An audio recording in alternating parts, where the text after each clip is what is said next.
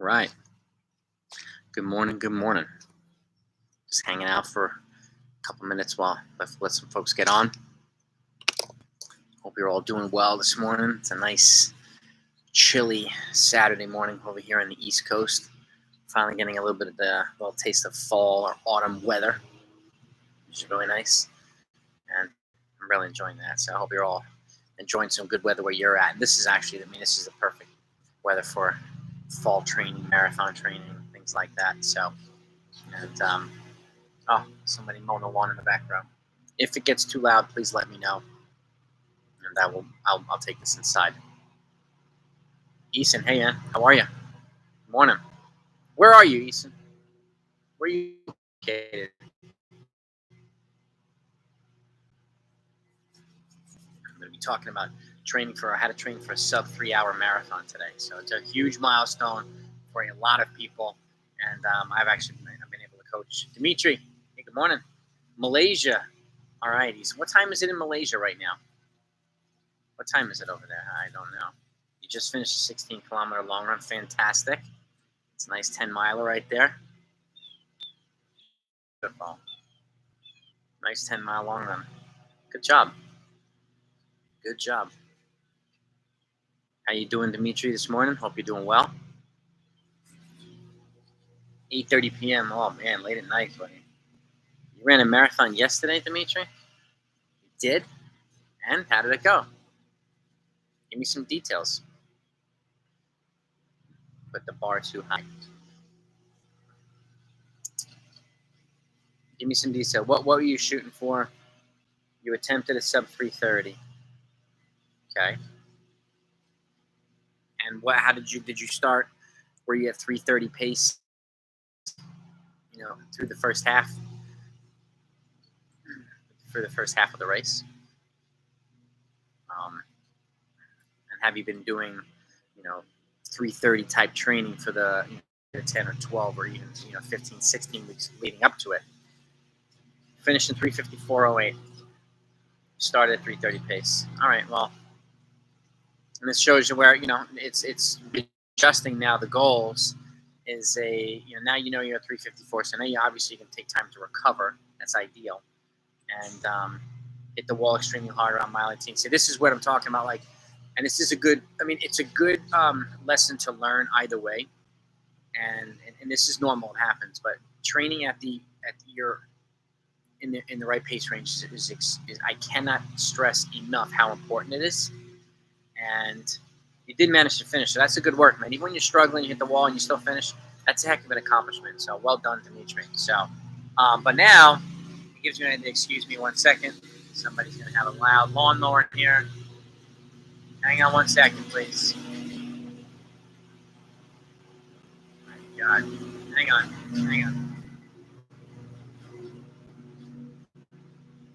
Sorry about that. So I'm disappointed, but still happy to finish. Yeah, it's okay, and what was your best marathon before this, and did you improve from that marathon? Number one, and again, how do you know how close you are or how far you were to the goal? That's what I mean. Like with today's talk about sub 3 hour marathon training, it's really hard to go from 350 or 340 to a sub 3 hours. That's a huge jump. Now, that said, I have seen it happen before, but it's more of the exception than it is the norm. And that's why it's important. I always say it's important to train your current, identify what your current fitness is by testing yourself at either, if you're training for a marathon, you test yourself at 5K or test yourself at 10 miles to see where you're at. And then you readjust your training paces, if that makes sense. So, Eason, by the way, what are you training for? What are your goals? Long-term. But if that makes sense, Dimitri, it's really, really identify these things because it helps set you up a little bit better for success, short-term and long-term, and it makes sure that you're not training way beyond your fitness levels. So, and again, it's an important lesson to learn. And you still finished it, so you managed to. That's a heck of an accomplishment. So well done. Now, obviously, how do you recover from the marathon is the next question. You give yourself enough time to recover. How do you build back up and what do you want to do moving forward now after this marathon. So, but let's get into some details for sub 3:30. I mean, the marathon itself, you're looking at about 6:50 per mile. Sub 3 hours. To get under 3 hours, you got to run at 6:50 per mile. Okay. The equivalent half marathon is 1:26:04, which is about 6:33 to 6:34 per mile. 10K equivalent is 38:53, so you're looking at 6:15 per mile.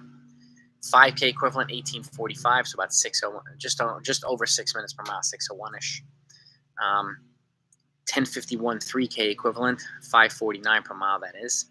And the 1 mile, you should be able to run a mile in about 5:28, 5:29, based on a sub 3 hour marathon. And these are things that tell you, it says you should be able to run these times either right now or soon. So, and the thing with the marathon is, being able to run the times that are a bit shorter and faster is probably a little bit easier than testing yourself at a mile and saying, I should be able to run this for the marathon right now. It doesn't necessarily work that way, obviously. But again, these are good indicators to test your fitness along the way. So, and also important to test your fitness along the way as well. So, because to make sure that you're on the right track to achieving the goal that you set, or the goal that you and your coach have set, and so on. Very, very important. Okay. Now, in terms of training, sub 3 hours, easy. You're looking easy runs at about between 8:20 and 7:50 per mile. You're absolutely easy pace runs. Steady pace runs, 7:50 to 7:20 pace per mile. Okay. Aerobic threshold tempo, AT tempo, 6:52 to 6:48 per mile. So that's pretty much spot on marathon pace, so just slightly faster. And that's a run that you build up from 30 to 60 minutes. Okay. Even up to 10 miles. You should be able to run 10 miles at your goal marathon pace early in the season. You should be able to. If you've done base work and kind of been training prior to that, you should be able to. So, hang on one second again. So, at this point, you should be able to run 10 miles at marathon pace. So 3:22 when you were young, 25-year-olds. Okay, so how old are you, Dimitri? And while I'm waiting for you to answer, your anaerobic threshold, your ANT tempo, which is a 20 to 25 minute consecutive run, that one's about 6:40 to 6:38 per mile. You're looking at that ballpark right there in terms of pace ranges, okay? Slightly faster than marathon pace, but also an important building block towards the marathon, but also setting you up for a good 5K, 10K, and so on, and half marathon too. So, and you look at that, that's a little bit closer to half marathon pace, or slightly faster, right around there. Now, threshold running, okay? Another important component of training. Threshold 800 meter reps, which are reps you build up to, maybe 8 or 10 of them, some cases more, with a 1 minute recovery. 312 to 313 per rep. 1,000 meter reps with a 1 minute recovery. 401 to 4 minutes per rep. Okay? I'll answer that question in 1 second, Dimitri. 1,200 meter threshold reps, you're looking at 75-second recovery. 450 to 448 per rep. And 1,600 meter or mile reps with a 90-second recovery, also a threshold. 629 to 625 per rep. Okay? Right around that ballpark. These are threshold pace reps. And also important components of training. Good to do early season, and I'll get to that as well. Also good to kind of incorporate the shorter threshold reps later on in the season.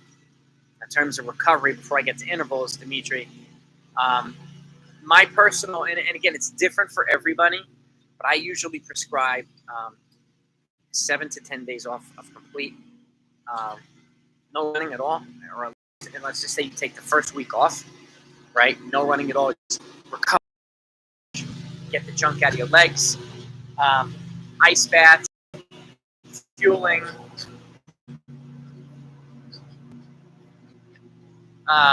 This never happened before. So early in the morning. Anyway, at least a week off, and then the following week, every other day, you have an off day, and then maybe a cross training day, or off day and a swim day, or off day and a bike day. Something very low impact, but just to get the legs moving, and get the body moving. But the stretching routine itself, if you're doing an active stretch routine, you'll get blood circulating through the body every day, even if you're not running, which will help speed up in the recovery process and help promote an active recovery process. So incorporating both of them in a 2-week period. I have no running at all for 2 weeks. So the first week, no running. Second week, alternating an off day with cross training. Again, bike, swim, whatnot, whatever. And if you have access to either. After that, I do essentially about a 4-week build back up to a volume that you're comfortable training at. Yeah, he's mowing the lawn at the property right next to me. And it's a huge property. And I don't know why he's mowing it so early. This is beyond me. Actually, hang on a second. This is driving me nuts. I'm gonna come inside here. Do it here. There you go. Do it here. That way we don't have to listen to the mowing of the lawn. So back to it. So the 2-week, and then the next 4 weeks building up to a volume. So let's say you're going to train for 5Ks and 10Ks a season after a marathon, build up to the volume that you want to kind of be at for a while over a 4-week period. And so essentially you're not getting to the full training volume until about 6 weeks after the marathon. You want to make sure that you recover. Marathons are different than 5Ks. They take longer for people to recover from. And just like half marathons, they take longer to recover from. So it's important to incorporate that into your training. And very, very important to incorporate that. So that's generally what I prescribe for athletes. It's slightly different in some cases. Some people just need to get right back out there, and I don't generally recommend it, but some people do. And it happens. It happens. But now let's get to interval training, okay? Pace ranges for that. You have mile reps or 1,600 meter reps. You take about a 4-minute recovery, 6:04 to 6 minutes per rep. So it's generally almost 50 to 60 seconds faster per mile than the actual marathon pace. So you're looking at like VO2 max running here. So about 4-minute recoveries. 1,200 meter reps, 4:30 to 4:28. So it's spot on, about 6 minutes or 5:59 pace. Take a 3:30 recovery, also VO2 max. 1,000 meter reps, 4:02 to 4 minutes. Or actually, no, not here. 1,000 meter reps here, excuse me, are 3:43 to 3:45. Okay, 3:43 to 3:45 with a 3-minute recovery. It's also VO2 max. 800 meter reps, 2:57 to 2:58, so slightly faster than 6 minutes per mile. You take a 2-minute recovery. 400 meter reps, looking at 124 to 125 or 84 to 85. Okay, and take a 90-second recovery. 300 meter reps. Looking at about 200 meter jog or so after the 400s. 300 meter reps, 60 to 61 or a minute to a minute and 1. With another 100 meter jog or about 75-second recovery or 60 seconds. And then 200 meter reps, 37 to 38 per rep with about 100 meter jog recovery. So mile reps pace. So mile reps pace for threshold is 6:29 to 6:25. Mile race reps for VO2 max or intervals is 6:04 to 6 minutes. Okay, 6:04 to 6 minutes, Samir. Hey, Samir, how are you? That wasn't a truck. That's a guy outside mowing the lawn. For some reason, having to do it at 8:30 in the morning. I don't know why on a Saturday, but waking everybody up in town. But sorry about that. That's why I came in the house. Can't listen to that. It's too distracting. So now let's go over some mid-season, late season, or mid, early, and late season workouts. Okay, and keep in mind these are paces you're building towards. If you're not there yet, don't worry about it. Okay, there's 2 different types of progressions. It's either doing a repeatable workout and getting faster every time you do it, with the recovery being the same, or adding volume to, let's say, marathon pace and doing more and more and more at your goal pace. So there's a couple of different ways of doing progressions. So both of them are signs of progression and improvement. It just depends on where you're at, where your athletes are at in training, if you're a coach, and kind of how you built your training system for them. So, but both of them are important. Both of them are good to incorporate. And I'm actually going to give you examples of both right here. So early season workouts, here's a couple. You take you do a 5 to 6, and this is after obviously you warm up and drills and strides and stuff.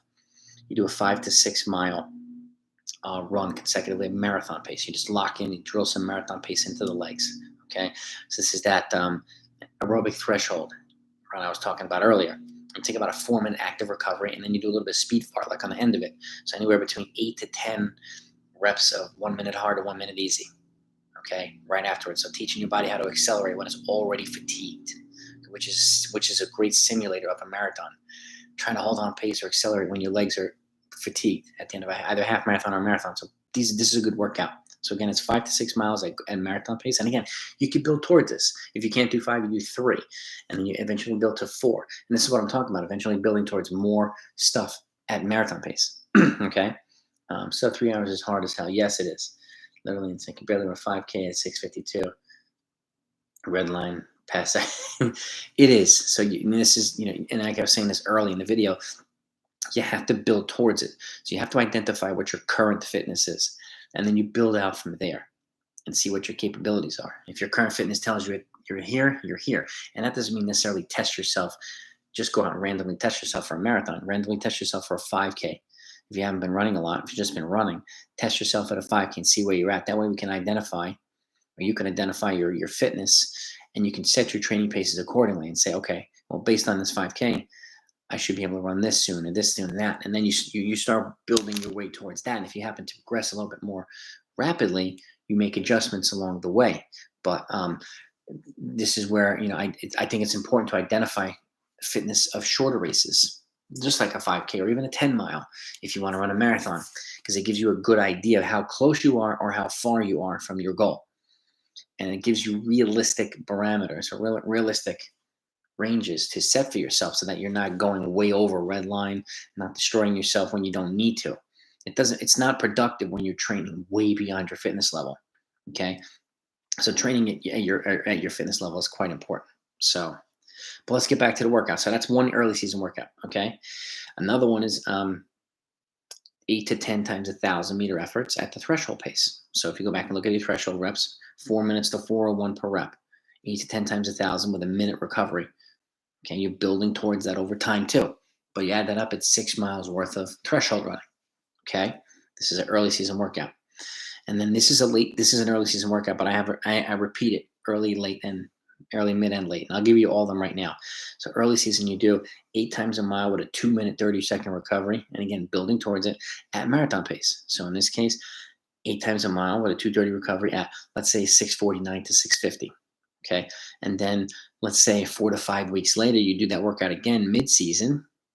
Can you do the 8 times a mile, the same recovery, 2:30, but now you drop 5 seconds per mile.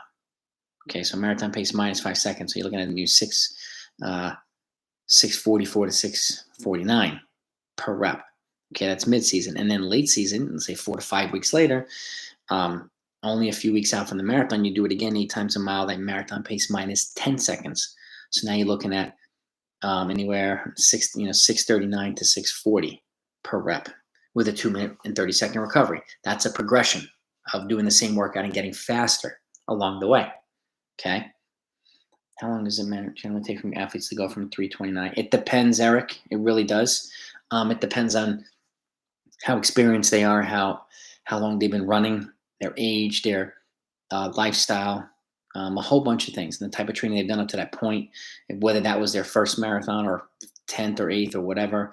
So a lot of information. I like to get as much information as possible, but it's definitely possible. I mean, I'll give you an example. My best friend Mike, a longtime friend, over 25 years now, he was in about a 3:30 range as well, and then we decided to train for New York, and that was the year Hurricane Sandy hit, and Mike was locked into training, locked in. He did everything you prescribed and then some.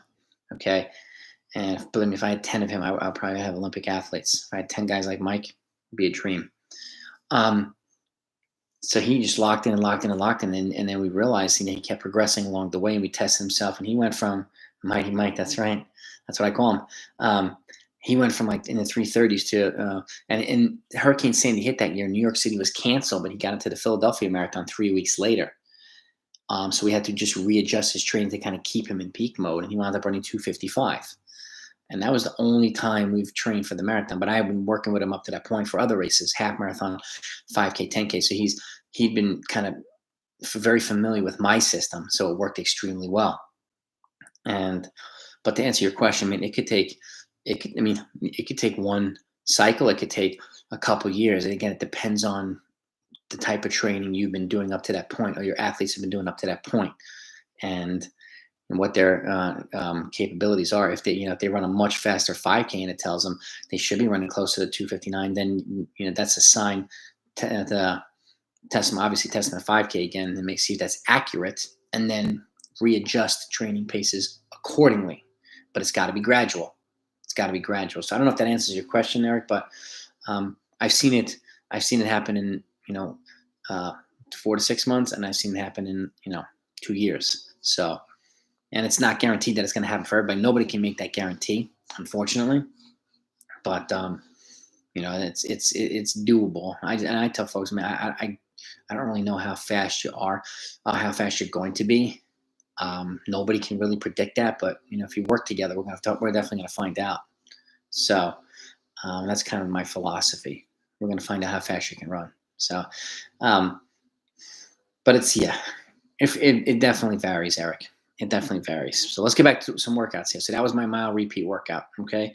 Some more, so we went over 3 early season workouts, a couple of mid-season workouts, aside from the mile repeats, 4 times 2 mile with a 2:30 recovery at marathon pace, 2 of them at marathon pace, and then 2 of them at half marathon pace. So you're doing 2 of them at 6:49 to 6:50 per rep, and then 2 of them at 6:33 to 6:34 per rep. You can either alternate. You can do 2 at marathon pace and then 2 at half, or you can alternate 1 at marathon, 1 at half marathon, 1 at marathon, 1 at half marathon. Teaches you fluctuation in pace, which actually comes in handy when the course isn't flat. Get used to variations in pace. So that's another good mid-season workout. I'll get to you, Eric. I'll get to you. 2 to 3 sets is the next one. 2 to 3 sets of 2 kilometer, mile, 1 kilometer. Okay, so it's a 2K, 1600, 1K. You take a 2-minute recovery after the 2K, a 90-second recovery after the mile, in between that and the 1K. And then after the K, you take a 4-minute recovery, and then you repeat either a second set or a third set. Okay. It was high 220s. High 220s, Eric. Yeah, high 220s. Give me a second. I can't remember that one. It's been a while. It's been like 20 years. But yeah, 2 to 3 sets of 2K, mile, 1K. So the 2K is at about half, let's say, about half marathon pace. The mile's at 10K pace. And then the K is between 10K and 5K pace. So this is a faster than marathon pace workout. Or you can do the 2K marathon pace, the mile at half marathon pace, and the 1K at 10K pace. Okay, based on your fitness and what you can handle. And again, you repeat it for 2 sets, and then you build towards a third set if you can over time. And if you add it up, 2K mile, that's 3,600 meters, add it up, 4,600 meters. So 2 sets is almost 10 kilometers, almost 6 miles worth of running. 3 sets, you're looking at almost 9 miles worth of running. And that's for people who can handle the higher volume. So that's a good mid-season workout. And you're starting to incorporate some faster stuff. Transitioning from like slower hill stuff, tempos and threshold stuff early towards a combination of the two, and then transitioning towards more marathon pace running into the long runs in the last cycle. So it's all gradual progression in blocks of 4 to 6 weeks. Periodization. So allowing your body to adapt to a certain training stimuli. So that's that. Now let's get to late season. Okay, so we've already done the mile reps, right? At 10 seconds faster per mile with a 2:30 recovery. Now you got, this one is a good one. And I have anybody who doesn't run a half marathon that's maybe 5 weeks out or so from the marathon to kind of test the fitness. I generally prescribe a simulation run of 15 to 16 miles at goal marathon pace and simulate it as much as you possibly can. So if it's on a rolling course, your marathon, I recommend doing it on a slightly rolling course as well. Get used to the fluctuation in pace, see what the pace average comes out to be, okay? Or if it's flat, you lock right into goal marathon pace, and you see if you can hold it for 15 to 16 miles. Again, about 4 to 5 weeks out from the marathon, if you're not racing a half marathon around that same time. This will give you a good idea of how ready you are for the actual marathon and any finishing touches that you might need to put on to go for the rest of the way to make sure that you're ready to rock. come marathon day. This also, obviously, you bookend it with a little bit of warm up and a little bit of cool down. So it can add up to a long run day. You can make this a 20-mile day. So if you do a 2-mile warm up, you're 16, a 2-mile cool down, you got 20 miles and such. So just to break down the math, but you make it work for you. Okay. But that's an important fitness indicator late season. It's either a half marathon race or a simulation run of 15 to 16 miles. That's it. Okay. And lastly, just a 20-mile long run at 90 to 95% of your goal marathon pace. Okay. A steady 20-mile run, a good building block. There's a couple different ones. And there's also, I recommend doing a simulation, this steady run, and then another 20-miler where you do 10 at a easy to steady progression, which in this case is you progression from 820 down to about 720, and then you lock into marathon pace for the next 10 miles. And do it towards the end of the run. You need to know what it feels like to run marathon pace early in the run, in the middle of the run, and at the end of a run. So if you can do 10 steady and then or 10 progression and then 10 at marathon pace at the end of the long run, that's a good way to simulate the marathon. You need to know what it feels like to be there at approaching 20 miles, because at 20 miles is generally when we start to see physical breakdowns and all kinds of stuff. So that's an important long run as well. So those are your early season workouts, your late season workouts, your mid season workouts. I have a bunch more that are available. Take a look at my sub 3-hour marathon breakdown, like a fully detailed training program. It's in the description. If you haven't subscribed yet, be sure to do so and hit the bell icon so that you don't miss more videos. But you can take a look at my fully detailed training programs. They're always going to be in the description, particularly one that's relevant to the one we're talking about now. So take a look at it, and you'll see how some of these things are incorporated into the training. You'll see how it's broken down in blocks of 4 weeks to allow for adaptation, and then you'll see how it sets you up to be at your best, had still be going upward, approaching the marathon instead of trending downward. Last thing you want to do is do too much hard stuff too soon, and then be a little bit too sharp a few weeks too soon. So that's one thing you don't want to do. Yes, first time out. Yes, Eric.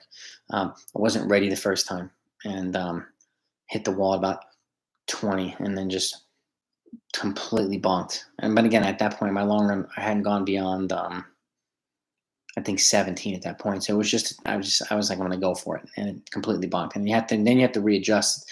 I don't, if you're running, if you get yourself up to about 60 miles per week, and I generally don't recommend getting up to 20 for a long run unless you're approaching 60 miles per week, which is about a third of your weekly volume or a third. So I recommend building volume towards that and getting to the point where you can do a 20-mile long run, because I think it's very, very important to run 1 or 2 of them before a marathon if you can. Not everybody can, but if you can, it's an important building block. And I generally, if I start working with new people, I start building them towards that long run. And if they're running 30 miles a week, I don't take them from 30 to 60. I gradually build them up. Everything's got to be progression on a gradual manner, either in intensity or volume, never both at the same time. Okay. But yeah, to answer your question, Eric, hell yes. And it's not fun. And again, this is why I gave you so many pace ranges here and the right ones, because it's important and these are ones you're building towards, okay, to run this marathon. But it's with a marathon, and I cannot emphasize this enough, is it's not like a 5K where if you hit the wall at 20, right? 20 miles on. If you can do 3, depending on how long you give yourself, 3 is perfect. 2, at the very least 2, is a good way to get it in.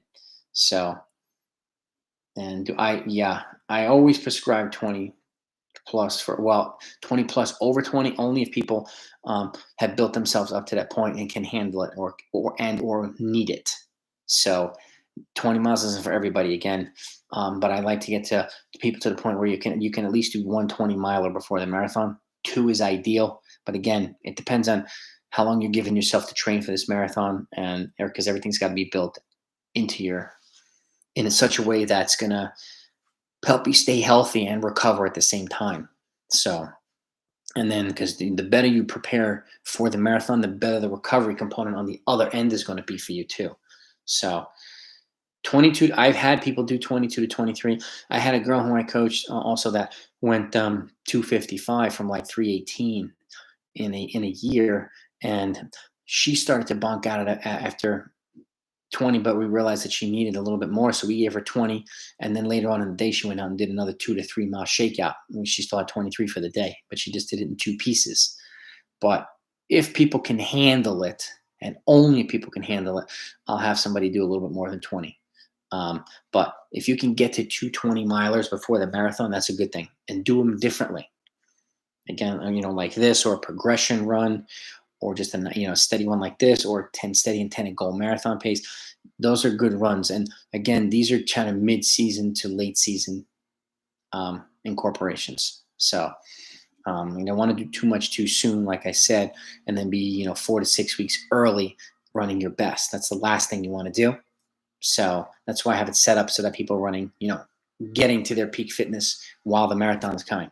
So they're hitting it at the right time. So, and that's why, being so precise is important, because, and I didn't mention this earlier, but I can't emphasize it enough, is it's not like a 5K. If you hit the 20 mile and you bonk and you can't come back next week and do it again, you're not going to be recovered. 5K you can. So that's why being more precise for marathon training is so much more important. Being accurate with your pace ranges, not deviating from the training plan. And especially on race day, you want to race the way you trained, and you don't want to deviate from that. Okay. But 22, 23, I have done it. I've prescribed it. And not for everybody, but for certain people who can handle it, and people who have done, a 20 or a 21 up to that point. So, and again, at least 2 of them if they can. If they're running, again, my general benchmark to get to a 20-mile long run is approaching 60 miles per week, but there's exceptions for certain folks. So people are just building into their fitness, and they're already upwards of 16, 17, and we can push them towards 20, but it's got to be gradual. It's got to be. Yeah, Dimitri, bonking at 20 is brutal, man. It's absolutely brutal. You're 100% right. Weak and exhausted, you can't really move. Your legs give out on you. I know I had stomach problems when I was at about 20, and it wasn't good. It wasn't good. And I've seen that happen with people as well. But again, this is where building into your training. This is where simulating what you want to do is important. This is where not going out too fast, because even for a sub-3 marathon, if you're sub-3 fit, running the first half of it at sub-3 pace is going to feel like you're jogging. It really is. And so will, even if you're running half marathon pace for the first half of it, it's going to feel like you're pretty much jogging. But doing the first half at half marathon pace is different than doing the first half at marathon pace. That's the one thing you don't want to do. Okay, you want to train the way you race. You didn't train to go fast to slow. You trained to go slow to fast, right? Or maintain even pace. So something to keep in mind on the back end. Locking into your pace is as early as possible is key if it's a flat course. If there's a rolling course, you obviously make adjustments, but you also train that way. You do your long runs on a hilly manner. You do your workouts in a hilly manner too, so you can do your hardest efforts in a manner that simulates the course that you're going to run for the marathon. And that applies to flat and rolling. Okay. The more you simulate, the better off you're going to be for the marathon. Okay. Does that make sense, guys? Does that make sense? My realistic definition of sub-3 hour, 2:55. I like to train folks to give them a margin of error, a cushion, so that if we're shooting, and I like to train folks who want to break 3 hours to train for 2:55, so that way if you kind of tank out, if you have a little bit of an off day, you might run 2:57 and 2:58, you still hit your goal. So that's generally when sub 125, yeah, you're looking at about a 2:55, 2:56. So sub 125 will tell generally it's close to equivalent to about 2:56-ish, so right around there, 2:57-ish. But it's definitely sub 3 hours for equivalent. But again, not everybody can do it, and this is what I mean. Like if some people can run as 124, but they don't have the ability to kind of equivalent upward for the marathon, but they can do it downward. So it's just not everybody's suited to run the marathon in that way. So, and it doesn't always work for everybody. So, and this is where you realize over time, okay, maybe I'm better suited for this, but I still want to try this. Okay. You make the adjustments and you go for it. But the marathon, it will tell you a lot about your capabilities, but then so will the mile, so will the 5K. So Repeat the particular paces for sub 3 hour training. All right, I'm going to go over them again, guys. Okay. Obviously, 6:49 to 6:50 is marathon pace itself. Okay. The equivalent half marathon should be about 126, pretty much flat, 6:33 to 6:34 per mile. Your 10K equivalent is 38:53, which is 6:15 per mile. 5K equivalent, 18:45, so you're hovering at around 6 minutes per mile, 6:01. 3K, 10:51, which is 5:49 per mile. And then your mile equivalent, your 1 mile equivalent, you should be able to run a mile in about 5:28. Okay. Now, training paces. Easy runs between 8:20 and 7:50 per mile, about a 30-second range. Steady runs, 7:50 to 7:20 per mile. A progression run from easy to steady, that's between 8:20 and 7:20 per mile. You got about a minute range in between the two, and you build towards the faster component over the run. Okay. Aerobic threshold on AT run, which is the 30 to 60 minute run, that's at marathon pace. So, 6:48 to 6:50 per mile for 30 to 60 minutes consecutively. You need to know what it feels like to run marathon pace for, 8, 10 miles at any point in time in the season. So if you can do it early, that's a good sign. Okay. Your anaerobic threshold run, which is a 20 to 25 minute run consecutively, you're building towards that. Then you're looking at about 6:40 to 6:35 per mile, close to the half marathon pace. Okay, threshold training. 800-meter threshold reps, 312 to 313, 1 minute recovery. 1,000-meter reps, 4 minutes to 401, 1 minute recovery. Okay, 1,200-meter threshold reps, 450 to 448 per rep, 75-second recovery or 115 recovery. And then 1,600-meter or mile reps at threshold, 629 to 625. Okay, 90-second recovery or 130 recovery. If you notice, it's pretty much the same pace for the whole thing. From 800 up to the mile, you're just spending more time in the threshold zone the longer the reps get. So make sure you gradually build towards these reps over time. Okay. Interval training, mile reps, 6:04 to 6 minutes. So it's about 50 to 60 seconds faster than marathon pace. VO2 max. You take a 4-minute recovery. VO2 max 1200s, 430 to 428, okay, per rep. 330 recovery. VO2 max 1,000-meter reps, okay, 343 to 344, okay, 3-minute recovery. 800-meter reps, interval reps, 257 to 258, 2 minutes to 230 recovery. 400-meter reps, 124 to 125, okay, and you're looking at more equivalent towards like between mile and 3K pace here. 75-second to 90-second recovery.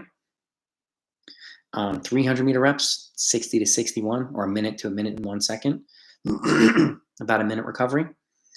And then 200-meter reps, 37 to 38 per rep, about 45-second recovery. So those are the paces again. How you incorporate them is up to you. But take a look at my video, and you'll see like I'll have a tempo run, and on the back end I might have some 200-meter efforts at the back end of a tempo run. So, or the back end of an easy run or something like that. You can incorporate speed development and aerobic, marathon training all together. It's just how you do it. There has to be a balance between the two. You're welcome, Dimitri. My pleasure. So there's got to be a balance, and that's important. And again, if I'm going to emphasize one thing is identify your current fitness, but don't do it until you've done about 6 to 8 weeks of preliminary running. If you've been training all along, then you can test yourself.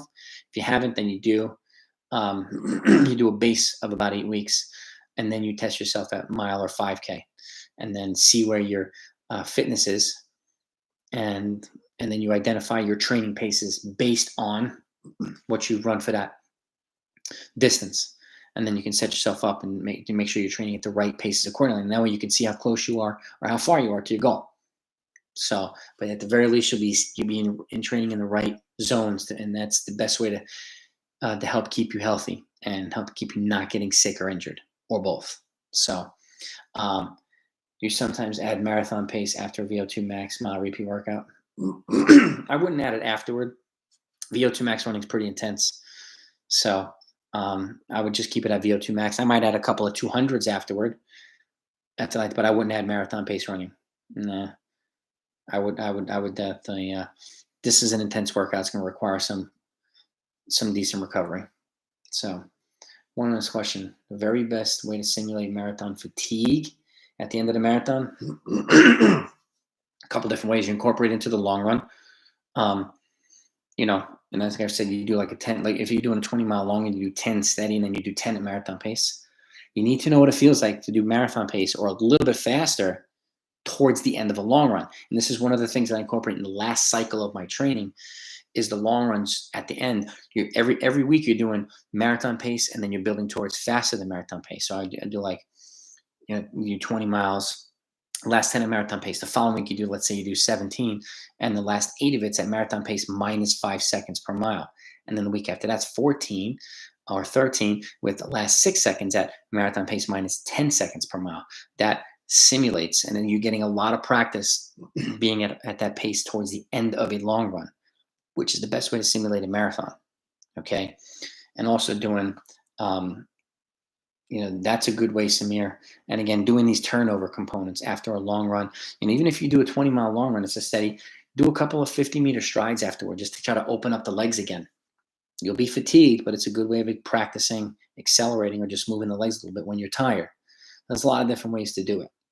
But those are essentially the good ways of accelerating or running when you're fatigued. And running at a specific pace when you're fatigued is back-ending long runs and adding some strides at the end of a long run, but only at the end of it, like a steady long run. I wouldn't do strides after a long run when you're running 10 and then 10 at marathon pace. Won't need to. But if you have a regular dose of speed development each week for an extended period of time, and if you're consistent with your training for an extended period of time, then you'll have the things that you need. You'll be working on efficient stride patterns, and you'll be best positioned to run your best marathon. So I hope you all found this helpful. Next week, we're going to talk about training how to run a sub 18-minute 5K. That's the next one. And then we're going to get into some middle distance stuff. And then I'm going to start, I've been working on the requests from last week. So if anybody has more requests, don't hesitate to put them in here. Who's got Zed? Should I test my goal pace with mile intervals before I start my 18 weeks training? Not necessarily mile intervals. Test yourself at a 5K, okay? And see what you run for the 5K, and then it'll give you, an idea. Plug it into even you plug it into the Daniels running calculator. Say, based on this 5K, you should be running or able to run this for the marathon in the near future. It'll give you an idea how close you are, how far you are. And then when you run that, you set the right paces, because you don't necessarily know what your mile interval pace is going to be early in the season. And you don't need to be doing hard mile intervals early in the season. Okay. So it's build up. That's something more of a mid-season to a later season type of stuff. You're doing VO2 max, it's kind of spread out throughout the season, but identify your fitness so that you can identify your current training paces, so that you know exactly what the mile interval paces should be based on your goal and based on what you just ran. So that I cannot emphasize enough how important that is. But if you need me to help you with that, Ziad, just email me directly, blackbeltrunning@gmail.com, or put a comment here, or go to my Instagram page, Top of the Line Running, and feel free to message me there, and I can help you. We can do a dialogue back and forth. I'm happy to do it. Are there better ways to ramp up the goal pace before start of training? Any verification? Well, it depends on what your goal is. Excuse me. Depends on what your goal is. But go out and give yourself, try see what 4 to 5 miles feels like before you start a 16 to 18 week training plan, and see what it feels like. So if the goal is, sub 3 hours, which is 6:50, you don't want to deviate, really from being fit anyway. So if you can go out and run 5 to 6 miles at goal pace, that's a good sign. And then if you can run, and I say this, if you can run 10 miles at goal marathon pace in your first cycle, then that's a good sign that you're progressing nicely. So if you're running, let's say 18 weeks, you should be able to run 10 miles at goal marathon pace in that first 6-week block. That doesn't necessarily mean week 1. You can use it as part of a workout later on in that cycle, maybe week 3, week 4, week 5. But that's a good way to do it. And then you give yourselves indicator tests along the way. And then again, you test your fitness, test your readiness. Okay, test yourself in a half marathon or a 5K or a 10K. And then that simulation run that I recommend, doing 15 to 16 miles at about 5 weeks out if you're not running a half marathon race, that'll give you a good idea. 16 is a good sweet spot. Some folks do more, but I generally recommend 16 for folks. If you can run 16 miles at your goal marathon pace at about 5 weeks out, you're pretty close. You're pretty close. So Anyway, I hope you found that helpful. Any more questions, again, reach out to me, Instagram, Top of the Line Running, or to my email directly, blackbeltrunningcoach@gmail.com. Happy to answer more questions. And make sure to hit that subscribe button if you haven't yet, and the bell, so you don't miss the new videos that are coming. I got a whole bunch. So thanks so much for joining me on Saturday morning. Have a great weekend.